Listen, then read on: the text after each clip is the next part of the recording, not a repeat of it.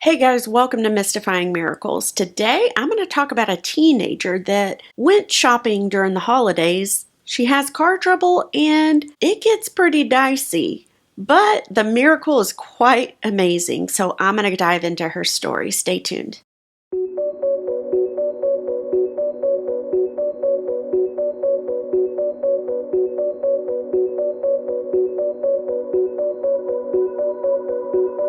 Krista Barrows. She was a teenager that loved to shop. She was excited that she could now drive herself. No longer did she have to wait around, ask people for rides 24/7. She was 17. She had just bought her first car. It was a used one, but she was ecstatic. She could now shop whenever, wherever she wanted, with her parents' permission, of course. Krista was busy into activities at her school in San Francisco, where she attended North Bay High School. She played flute in the band. She also had a lead role in the drama production there. And it was a smaller school, so Krista knew most of the kids that attended. Well, one week prior to Christmas, Krista wanted to get gifts for 5 to 6 friends and, of course, her family members. So she goes out to shop. While she was out and about, she was shopping all afternoon. She finds this picture frame that she had engraved for her boyfriend, and she was so excited she couldn't wait to give it to him. The two had known each other for years, growing up in the same youth group at church, but they'd only been dating about 2 months, so it was still a new thing. Well, as she's just shopping away to her heart's content that afternoon, time is flying.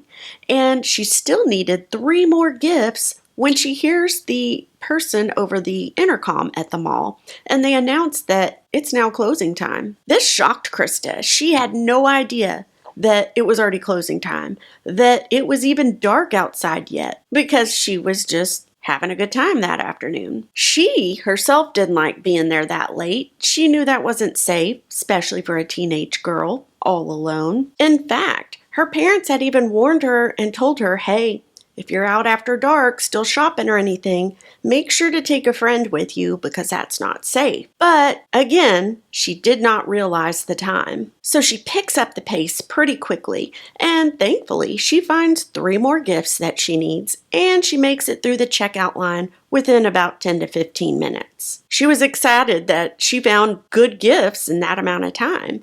So now she's heading out the door, and she's fumbling for her keys. And she remembers having the thought, man, I should have grabbed my mom's cell phone when I came out.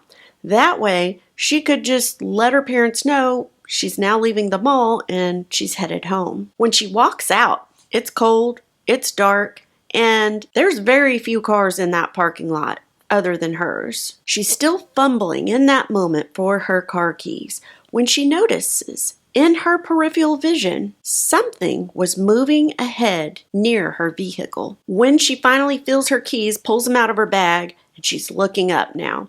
And she said that's when that just twinge of fear hit her. And she's like, oh gosh. So she picks up the pace. Her car is also at the end of the lot, so it's not right there in front within close distance. Another reason for her fear, she's like, so she picks up that pace and she's headed for it. She opens the door and climbs inside. And that's when it happened. A few feet from her window, she sees a masked man. He had the wildest eyes, and he was pointing a weapon straight at her. The guy motions for her to open the door and step out as he's coming near her. And she's shaking and trembling now, just paralyzed by fear almost. So she makes sure all the doors are locked, and then she tries to start the engine, but nothing happened. She tries again, still nothing. Now the man's angry that she's not doing what he wants, so now he begins to bang his weapon on her driver's window. She tries the key again, but nothing. Silence. That engine just would not start. She immediately cries out to God, please God, I need your help. Now the man is irate.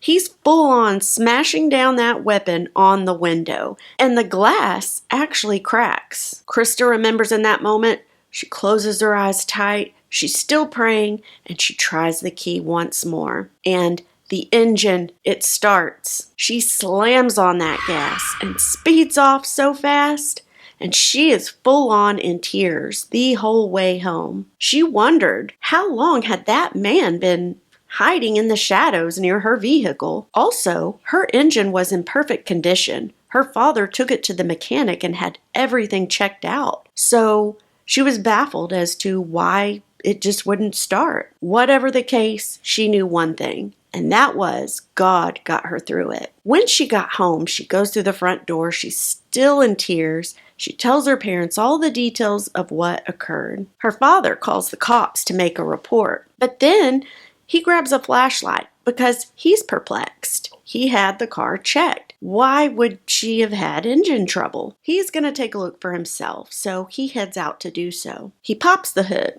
turns on the flashlight, and he's standing there for a long while, just looking under the hood. That's when his eyes widened and his mouth dropped to the ground almost. Krista is standing right there with him, so she asks him, "Dad, what's wrong?" And all he can say is, "It's impossible." He aims the light in a certain area under the hood, and the car battery, well, there wasn't one. It was missing. Her dad then tells Krista, he said, "That guy must have set you up. He must have removed your car battery, and he was just waiting.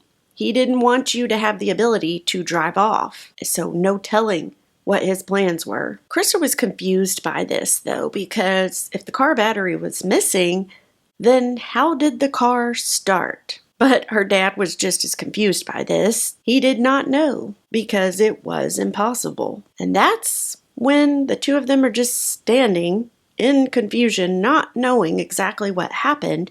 They both began to feel chills at the same time travel down their spines. Followed by that, Krista says she felt a sudden peace, just a wave hit her and flow throughout her whole body. So she looks over at her father and she asks him, "Well, could it have been God looking out for me?" That night, the two of them stood there for a long while, just kind of staring up at the night sky. It was a clear night. You could see the stars, everything. And that's when her father finally broke his silence. And he said, "God, we may never understand what happened tonight, but we are eternally grateful. Thank you." What did you guys think of this one? Another one where you're just like, the impossible becomes the possible with God. Also, I thought about this after the fact. Can you imagine what the man, the robber, kidnapper, whatever he was, what he must have been thinking when that car turned on and she sped off, knowing he took the car battery out and that was impossible? I wonder. Also interesting to think about, perhaps God spoke to him that night as well. One can hope. Maybe it made such a big impact, him experiencing that, seeing the impossible become the possible. Maybe he changed his ways. That's what I hope anyway. Who knows? But it's just interesting to think about. I hope you guys enjoyed this story. I hope Krista Barrows' testimony was a blessing to you guys. And I hope you have a fabulous week. Thank you for watching, and I'll see you next time.